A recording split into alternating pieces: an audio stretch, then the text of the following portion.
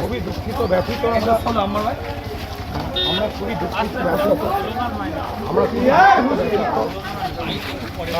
আমার ভাই তো বললেন ভাই আমরা ওই জন্য তো এটা করছি যে আমরা ওসব বুঝি না, কে কী হয়েছে বুঝি না। একটাই জিনিস বুঝি, যারা এই কাজ করেছে অত কিছু কথা নয়, তাদের ইমিডিয়েটলি ধরে তাদের বিরাট শাস্তি দিতে হবে এবং ফাঁসি দিতে হবে। তাহলে কি আপনি কি যুদ্ধ চাচ্ছেন না শান্তি চাচ্ছেন? তাদের বিপক্ষে আপনি কি বলতে চাচ্ছেন? শান্তি সম্প্রীতি আমি চাই, এবং যারা এই কাজটা ঘটিয়েছে, জঙ্গিরা যারা ঘটিয়েছে, তাদের অবশ্যই অতি শীঘ্রই শাস্তি, অতি শীঘ্রই। এটাকে নিয়ে ডিলে করলে হবে না। এর আগে অনেক কেস নিয়ে ডিলে হয়েছে, ডিলে করা যাবে না, অতি শীঘ্রই শাস্তি চাই, যেই করুন।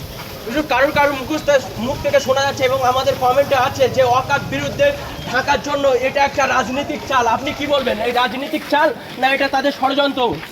এখন ওয়াকাফ বিলটা ওটা আলাদা একটা সাবজেক্ট, ওটার জন্য আমরা যেমন করছি সেটা করছি, আলাদা ব্যাপার। ওটা আমাদের দেশের ব্যাপার, আমরা বুঝি। এটা আমরা হচ্ছে ভারতীয়।